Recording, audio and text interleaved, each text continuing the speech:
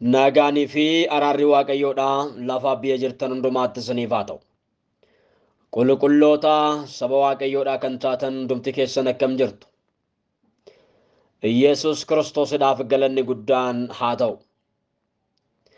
Amma yeroo kanatti ergaa yeroodhaa kan ta'e Waaqayyo wanta isinitti dubbatu qaba. Ergaan kun ergaa yeroo ammaati. Ammaaf ammatti kan isin fayyadudha. Namoonni baay'een ariifatee murtoo hin taane keessa galuutti waan jiraniif tarkaanfii hin taane fudhachuutti waan jiraniif murtoo ofirratti fudhachaa jiran kana yookaan tarkaanfii fudhachaa jiran kana mul'ata isaan irratti, abjuu isaan irratti, kakuu isaan irratti, eebba isaan irratti, deemsa isaan irratti, bara isaan irratti namoonni baay'een murtoo hin taane, tarkaanfii hin taane fudhachaa jiru. Tarkaanfii abdii kutannaa, tarkaanfii naaf hin ta'u, tarkaanfii naaf hin danda'amu, tarkaanfii wanta baay'ee ofirratti fudhachaa jiru.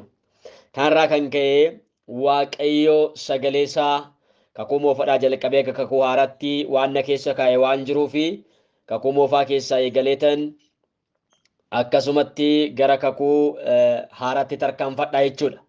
Egaa namoonni ariifatanii murtoo hin taane murteessanii booddee gaabban waan jiranii fi Yesus Kiristoosidhaaf galanni guddaan haa ta'u. Kanaaf namoota kanneen kaasee isinitti dubbadhaa jechuudha. Galannii fi ulfinni Yesus Kiristoosidhaaf haa ta'u. Daqiiqaa muraasa kanas isinitti haasa'u, daqiiqaa muraasa dhaamsa waan ta'eef adaraa Waaqayyo biraa gara keessanitti dhufaa jirudha waan ta'eef Yesus Kiristoosidhaaf galanni guddaan haa ta'u. Dhaamsa waan ta'eef daqiiqaa muraasan dabarsa, daqiiqaa muraasa keessattan dubbadhaa. Galanni ulfinni Yesus Kiristoosidhaaf haa ta'u. Gooftaan baraaf jireenya keessan haa eebbisu. Inni jalqabaa walii wajjin ilaallu murtoo hin taane ariifatee kan murteesse abbaa keenya Abrahaamidha. Abbaan keenya Waaqayyoon waadaa isaa galee soo jiru, kakuu isaa galee soo jiru, kanan sii godha sanan sii godha jedhee Waaqayyo soo waadaa isaa galee jiru jidduudhaan cabsee tarkaanfii mataasaa fudhachuurraa kan ka'e haadha manaasaa dhaga'ee Aggaaritti seenee Aggaarirraa ilma dhalchee addunyaa tana lamatti hiree haga ammaatti abaarsa biyyatti fidee deemeera. Tokkummaan dhabamee, waliigalteen dhabamee, namni haga ammaatti billaa walitti luqqifachaa, wal lolaa, wal ajjeesaa akka jiraatu kan taasise abbaa keenya Abrahaamidha. Yesus Kiristoosidhaaf galanni guddaan haa ta'u. Egaa abbaan keenya Abrahaam seera uumamaa boqonnaa 12 keessatti kan inni waamame Waaqayyo waadaa gurguddaa 7 galeef. Waadaa gurguddaa Waaqayyo 7 galeef kana abdiidhaan eeggachuu dhiisee ariifatee wanta hin taane keessa gale. Abbaa keenya Abrahaamiif waadaan galeef, waadaan Waaqayyo galeef waadaa 7 waadaa gurguddaadha. Inni jalqabaa Yesuusidhaaf galanni guddaan haa ta'u. Ani saba guddaan si godha jedheen tokkoffaa irratti. Lammaffaa irratti immoo sin eebbisa jedheen. Sadaffaa irratti maqaa kee nan guddisa jedheen. Arfaffaa irratti immoo eebbaaf taata jedheen. Jalqaba sin eebbisa jedheeni amma immooyyuu eebbaaf taata. Eebbaaf taata jechuun nama biraadhaafis eebba taata jechuudha. Jalqaba sin eebbisa jedheeni ofii isaatii eebbifama. Inni kun immoo inni lammata irratti sin eebbaaf taata jedhu kun immoo namaaf ta'a jechuudha. Yesuusidhaaf galanni guddaan haa ta'u. Ameen ameen. Arfaffaa irratti maal jedhee eebbaaf taata jedheen. Shanaffaa irratti warra si eebbisan nan eebbisa jedheen. Agartee warra Abrahaamin kan eebbisu sababbii Abrahaamin eebbisanii fi nama kakuun Waaqayyoo qabu kana sababbii eebbisaniif hin eebbifamu jechuudha. Warra si eebbisan nan eebbisa jedheen. Ja'affaa irratti warra si salphisan immoo nan abaara jedheen. Yesus Kiristoosidhaaf galanni guddaa haa ta'u. Torbaffaa fi inni dhumaa immoo sababbii keetiif jechuudha. Qomoon biyya lafaa irraa hundinuu sababbii keetiif in eebbifamu ittiin jedhe. Sababa eebbaa taataa. Ati eebbaaf taataa jedheeni Waaqayyo waadaa gurguddaa kana galeef. Inni garuu kana eeggachuu dadhaburraa kan ka'e qomoon biyya lafaa hundi isaayyuu sababbii isaatiin eebbifamuu kan qabu, sababbii isaatiin abaaraman. Sababbiin isaa abbaan keenya Abrahaam mucaa kakuu hin qabne dingataa gara hojjettuu isaatti seenee fiduudhaan abaarsa biyyattiitti fidee deemeera jechuudha. Kanaafiyyuu obsee eeguu dadhabuun isaa rakkina fideera. Inni lammaffaan kan walii wajjin ilaalu tokkoffaa abbaa keenya Abrahaamii waliin ilaalla jennee kaanirra abbaa keenya Abrahaamii ilaalleera. daddafeetan ergaadha waan ta'eef dhaamsa waan ta'eef namoonni hundumti keessanuu beekuu kan qabdan waan ta'eef Yesuus Kiristoosiidhaaf galanni guddaan haa ta'u. Inni biraa seera uumamaa boqonnaa 27 keessatti Yoosefii fi obboloota isaatu jira. Yoosef nama kakuuti. Yoosef irra kakuutu jira. Waaqayyo Yoosefii wajjin haasa'uu jalqabeera. Waaqayyo Yoosefii wajjin waadaa galuu jalqabeera. Waadaa Waaqayyo Yoosefii wajjin jalqabe kana obboloonni isaa eeguu dadhabanii maal ta'inna laata jedhanii eeguu dadhabanii jidduutti obboleessa isaanii kana maallaqaan gurguranii maallaqaan jijjiiranii offoo jedhanii taa'uu barbaadan.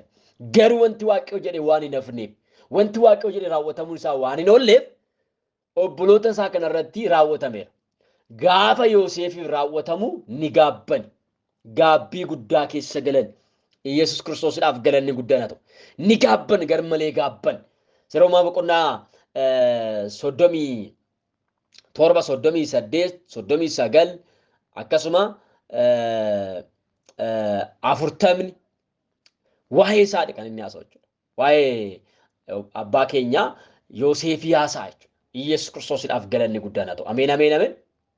Kanaaf Yoosef nama mul'ataa kana qarshii 20tti gurguratanii uffee jennee ofirraa abbaa sobaa kana yookaan immoo abbaa abjuu kana abjuun isaa sobatti fakkaate Yesuusiidhaaf galanni guddaan haa ta'u. Abbaa abjuudhaa kana bakka mul'ata nama mul'ataa kana bakka salphumatti lakkaawanii qarshii 20tti gurguratanii uffoo jechuu barbaadan. Miti garuu yaanni Waaqayyoodha. Oolee bulee malee Yoosef irraa raawwatamuu isaa waan hin oolleef Yoosef wanti Waaqayyo isaan jedhe sun waan isa irratti ta'eef Yoosef kabajameera. Yesuus Kiristoosiidhaaf galanni guddaan haa ta'u. Ameen ameen. Ariifattee murteessin. Boleessa koo obboleettii koo ariifattee murteessin. Ariifattee tarkaanfii hin taane keessa hin galin. Ariifattee waan jedhin of eeggannoo guddaa godhi. Waan Waaqayyo sii karoorse, waan Waaqayyo siif yaade, waan Waaqayyo sii dubbate sana wajjiniin wal bira dabarta waan ta'eef. Bari'uu yoo ga'u dukkanni amma malee hammaata. Bari'uu yoo ga'u dukkanni hamma malee hammaata. Bari'uudhaaf ta'a ka. Bari'uudhaaf ta'a. Lola sitti baay'atee jira. Rakkina sitti baay'atee jira. Wanta adda addaatu si marseera. Dhaga'i. Si bari'uu ga'e. Yaadatamuu geesse. Yesuus Kiristoosiidhaaf galanni guddaan haa ta'u. Yaadatamuu geesse. Guyyaatu ga'e. Guyyaan yaadatamuu ga'eera. Yerootu ga'e. Yeroon yaadatamuu ga'eera. Guyyaatu ga'e. Guyyaan barbaadamuu. Guyyaatu ga'e. Guyyaan yaadatamuu. Yerootu ga'e. Yeroon yaadatamuu. Yesuus Kiristoosiidhaaf galanni guddaan haa ta'u. Kanaaf obsi obboleessa ko. Kakuu haaraa keessatti gaafa as ceenu immoo namni Yihudaa jedhamu mul'ata guddaatti, abjuu guddaatti, kakuu guddaatti waamame. Yihudaan garuu gooftaa isa yaame qarshii 30 jijjiirate mul'ata guddaarraa, kakuu guddaarraa, eebba guddaarraa booddeetti hafee kufee du'e. Yesuus Kiristoosiidhaaf galanni guddaan haa ta'u. Obboleessa koo obboleettii koo waadaan Waaqayyo siif gale suni waadaa hafu miti. Wanti Waaqayyo siin jedhe suni wanta hafu miti. Ariifattee tarkaanfii hin taane keessa hin galin. Ariifattee murtoo hin taane murteessin. Iddoo Waaqayyo turi siin jedhe turi. Iddoo Waaqayyo dhaabadhu siin jedhe dhaabadhu. Haala Waaqayyo keessa taa'i siin jedhe keessa taa'i. Kakuutu ga'e. Yeroo yaadatamuutu ga'e. Sitti hammaateeraami, sitti ulfaateeraami, cannaqamaa jirtaami yerootu ga'e. Anaaf yerootu ga'e. Siniif yerootu ga'e. Hunda keenyaaf yerootu ga'e. Yeroo yaadatamuutu ga'e.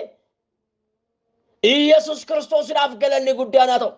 Booddee akka hin gaabbine akka obbolaa Yoosef. Booddee akka hin gaabbine akka abbaa keenya Abrahaam.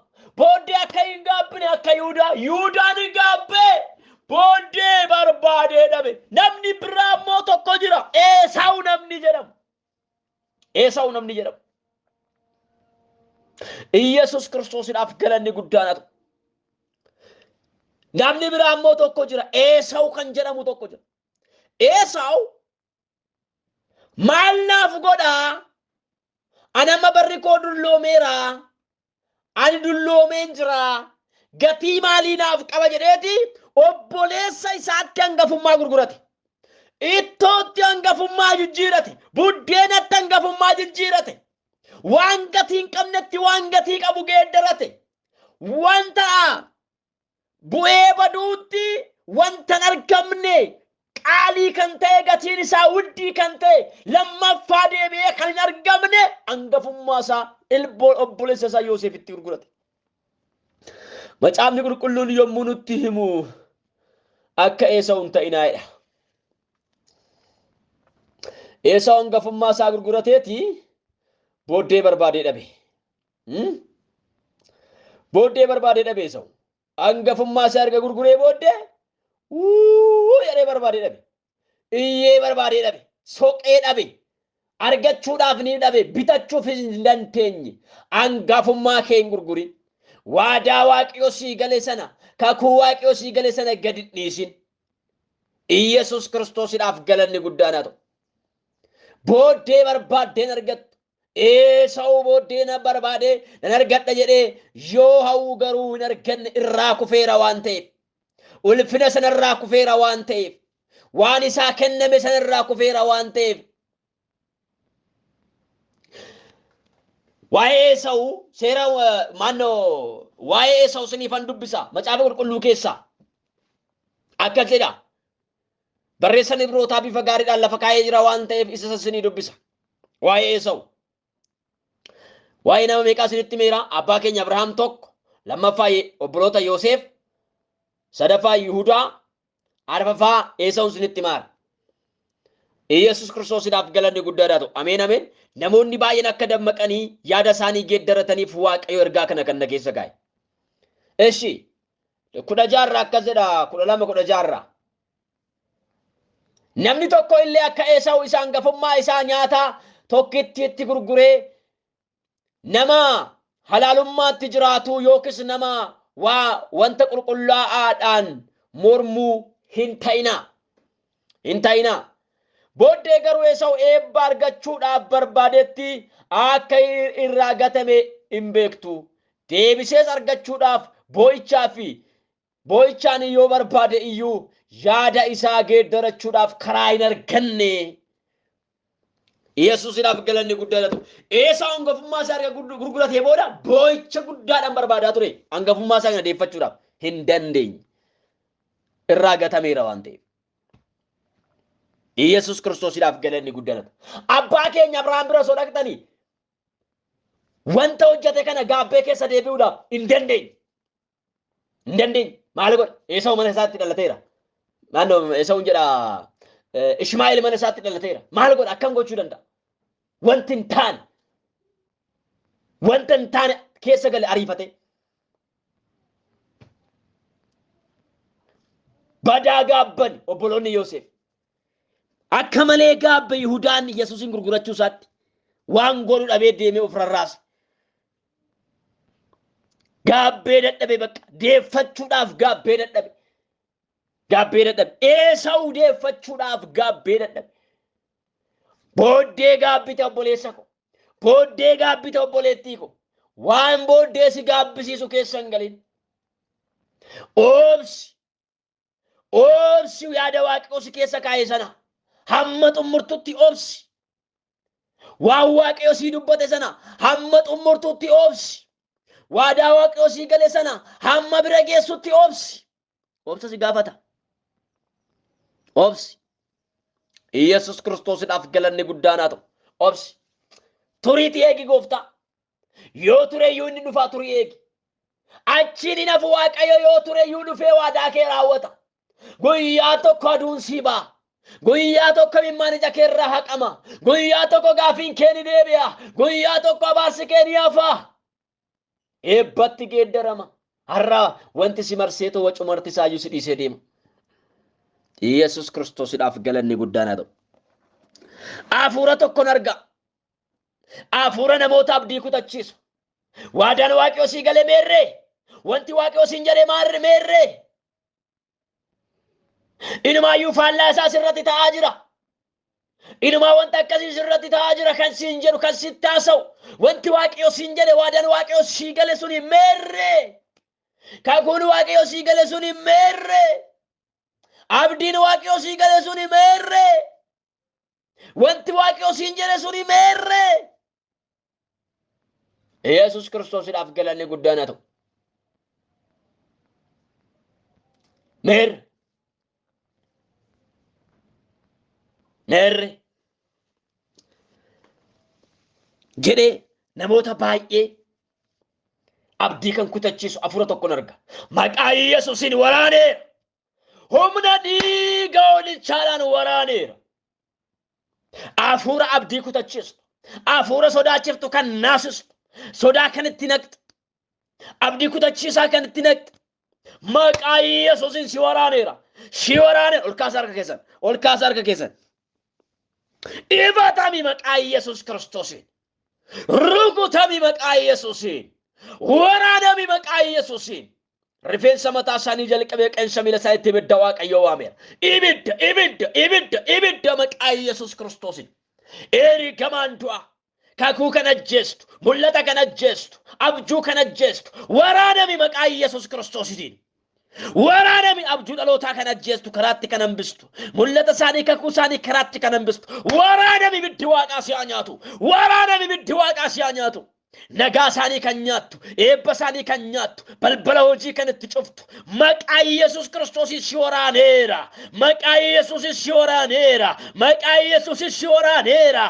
Dafqa isaanii balleessuudhaaf kan deemtu. Maqaa Yesuusiin si waraaneera. Maqaa Yesuusiin si waraaneera. Maqaa Yesuusiin si waraaneera. Maqaa Yesuusiin si waraaneera. Eebba isaanirraa. Nagaa isaanirraa. Mul'ata isaanirraa. Kakuu isaanirraa. Waraanami. Waraanami maqaa Yesuusiin gadhiisiitii deemi dhaloota kana. Abdii kan kutachiiftu.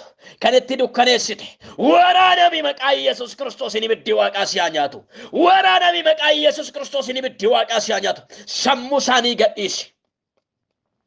Fayyaa isaanii gadhiisi. Jireenya isaanii gadhiisi. Mul'ata isaanii gadhiisi. Kakuu isaanii gadhiisi. Eebba isaanii gadhiisi. Hojii isaanii gadhiisi. Maqaa Yesuus Kiristoosiin balbala isaanii gadhiisi. Gadhiisi dafqa isaanii. Gadhiisi humna isaanii.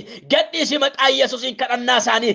Gadhiisi maqaa Yesuusiin. Gadhiisi maqaa Yesuusiin. Ibiddi Waaqaa si haa nyaatu. Ibiddi Waaqaa si haa nyaatu. Nagaa isaanii nyaachaa kan turte. Eebba isaanii nyaachaa kan turte. Mul'ata isaanii nyaachaa kan turte. Gadhiisi ibiddi Waaqayyoo si haa nyaatu. Waraanami maqaa Yesuusiin. Waraanami maqaa Yesuusiin. Waraanami maqaa Yesuusiin. Sirrukuteera maqaa Yesuusiin. Sirrukuteera maqaa Yesuusiin. Ergamaa du'a. Afura Lucifer. Xonqolaan budaan calleen borantichi. Waraanami maqaa Yesuusiin. Waraanami maqaa Yesuusiin hojiin kee diigamu.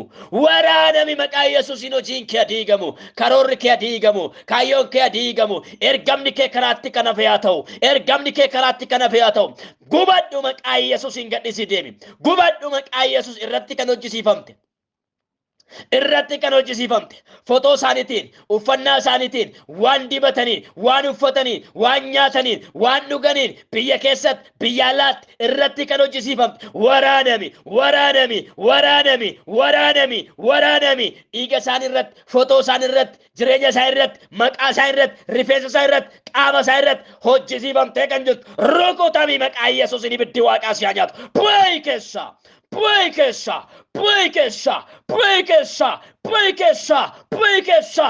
Bu'ee ibiddi Waaqaa si haa nyaatu. Nyaatami maqaa Yesuusiin. Nyaatami maqaa Yesuusiin. Nyaatami maqaa Yesuusiin.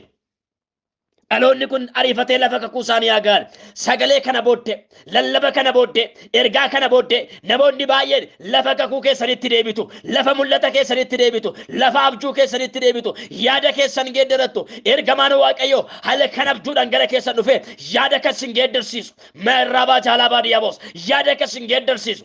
Abdii keessanitti godhu, mul'ata keessanitti abdii kan godhu, kakuu keessanitti abdii kan godhu, boruu keessanitti abdii kan godhu. Ergamaan Waaqayyoo galgala kana gara keessan dhufa. Yesus Kiristoosiidhaaf galanni guddaadha. Abjuu keessaniin ergamaa Waaqayyoo agartu. Ergamaa Waaqayyoo sin wajjiniin dubbachuu jalqaba. Ergamaan Waaqayyoo sin faana haasa'uu jalqaba. Yaada keessan isa boruu, mul'ata keessan isa boruu, abjuu keessan isa boruu keessan sin faana haasa'uu jalqaba. Boruu keessan egeree keessan sin faana haasa'uu jalqaba. Abdii gurguddaa godhattanii bultu galgala kana. Abdii gurguddaa keessa bultu. Abdii gurguddaa keessa bultu. Abdii gurguddaa keessa bultu. Humna dhiiga hoolichaan maqaa Yesuusiin. Maqaa Yesuusiin mana keef nagaa, biyya keef nagaa, waldaa keef nagaa, maatii keef nagaa, maqaa Yesuusiin haa ta'u. Waldaa kanaaf nagaan haa ta'u. Sagalee waldaan kun itti dhagameef nagaan haa ta'u. Maqaa Yesus Kiristoos waldaa sagalee kun keessatti dhagameef maqaa caalu maqaa Yesus Kiristoositiin nagaan haa ta'u. Nagaan haa ta'u. Nagaan haa ta'u. Dhaloonni sagalee kun sin dhaqqabe mul'anni keessan haa deebi'u. Kakuun keessan haa deebi'u. Abjuun keessan haa deebi'u. Nagaan keessan haa deebi'u. Eebbi keessan haa deebi'u. Maqaa Yesuusiin waaltu siif deebi'a. Ila kan sirraa fudhatame nagaan hin deebi'a. Kan sirraa fudhatame eebbi hin deebi'a. Kan sirraa fudhatame qabeenyi hin deebi'a. Maqaa Yesuusiin hin deebi'a. Siif deebi'eera. Siif deebi'eera. Siif deebi'eera. Siif deebi'eera. Siif deebi'eera. Siif deebi'eera. Siif deebi'eera. Humna dhiiga hoolichaan mul'ata keetu deebi'a. Kakuu keetu deebi'a. Dafqa keetu deebi'a. Nagaa keetu deebi'a. Abjuu keetu deebi'a. Jireenya keetu deebi'a. Kadhannaa keetu deebi'a. Maqaa Yesuusiin siif deebi'a. Yesuusiidhaaf galanni guddaan haa ta'u. Waaqayyo sagalee kana kan ergeef isa abdii si kutachiisu sana waraanuu barbaadeeti Waaqayyo. Isa si yaaddeessu sana waraanuu barbaade Waaqayyo. Isa si dhiphisu sana waraanuu barbaade Waaqayyo. Siif nagaa kee deebisuu barbaade. Siif jireenya kee deebisuu barbaade. Nagaa keetu deebi'a. Jireenya keetu deebi'a. Mul'ata keetu deebi'a. Abjuu keetu deebi'a. Siif deebi'a. Siif deebi'a humna dhiiga hoolichaan.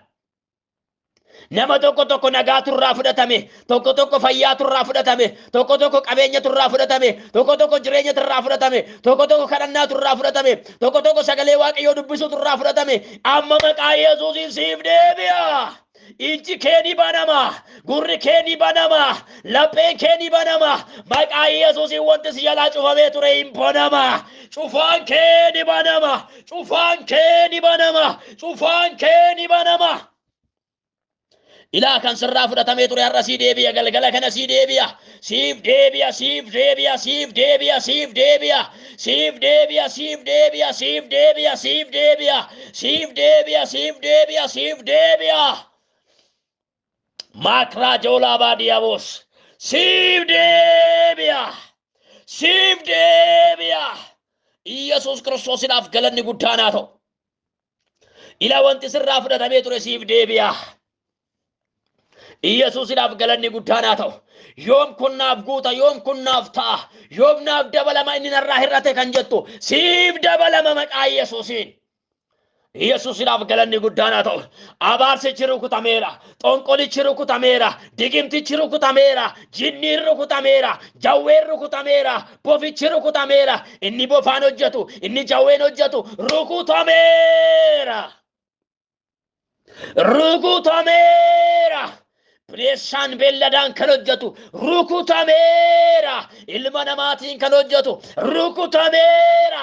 Mana keerraa, biyya keerraa, lafati jirturraa, golati jirtu rukutameera humna dhiiga hoolichaan. Rukutameera maqaa Yesuusiin. Rukutameera. Galgala kana namoonni baay'een kolfaa kan bultantu jira, gammadaa kan bultantu jira, ililchaa kan bultantu jira. Nagaa kee deebi'ee argita, jireenyi kee deebi'ee argita, mul'anni kee deebi'ee argita, kakuun kee deebi'ee argita. Hooduu jedhee harkatti waa siif kenna, hooduu jedhee afaanitti waa si gursha. Ila waa agartaa Yesuusiidhaaf galanni guddaan haa ta'u. Afaanitti kan si gurshutu jira, harkatti kan siif kennitu jira, kan sitti uffifamutu jira. Yesuusiidhaaf galanni guddaan haa ta'u. Sitti uffifama ayyaanni, sitti uffifama ayyaanni, siif kennama nyaanni, inni si jabeessu. Sagalee Waaqayyoo gara koo dhufeera. Yesuusiidhaaf galanni guddaan haa ta'u. Tajaajilaa Waaqayyoo tokkotu abdii kutatee muka jalatti ciise. Ciisee akkas jedhe du'aan barbaadaan ajjeesee Waaqayyoon. Abdii kutannaa keessa galee tajaajiltichi. Waaqayyoo ergamaa isaa ergee akkas godhe. Ka'ii nyaadhu lafa fagoo deemtaattiin jedhe. Hoo haleluuyaa! Kaasee si nyaachisa maqaa Yesuusitiin. Ka'ii nyaadhu dhugi jedhe. Kaasee nyaachisee obaase. Ka'ee nyaatee dhugee gaafa jedhu namichi jabaate. Yesuusiidhaaf galanni guddaan haa ta'u. Dubartittii hafuurri hamaan keessa jiru tokko sodaatee biyyaa bade.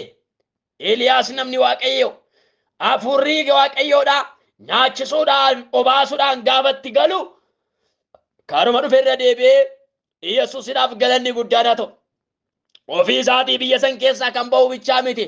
Namoota biyyattii keessatti dibamanii kakuu moofaa keessatti dibatan jira waan ta'eef dibamanii too ammayyuu dubartittii irratti hafuura jiru san irratti akka isaan tabaqqalaniif akka isaan haaloo ba'aniif namoota dibee akka kaasuuf Waaqayyo isa eeyyame. Yesuus Kiristoosiidhaaf galanni guddaan haa ta'u.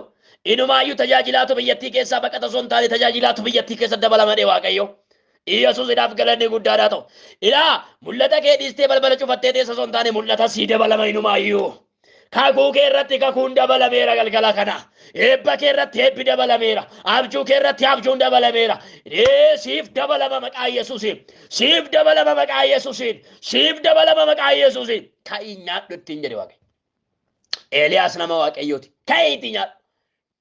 Ka'ii nyaadhu humna argattaa ittiin jedhe. Haleluuyaa. Ka'ee nyaatee humna argate karuma dhufeerra deebi'e. Hafuura ishee dubartittii keessa jiruun ittiin mormuudhaaf, diiguudhaaf, duwwatti hambisuudhaaf, Yesuus Kiristoosiidhaaf galanni guddaan jal'oota biyyattii keessaa barbadeessuudhaaf deebi'e. Nin deebi'e si deebisa hafuurri Waaqayyo iddootti. Ulfina keetti si deebisa. Kabaja keetti si deebisa.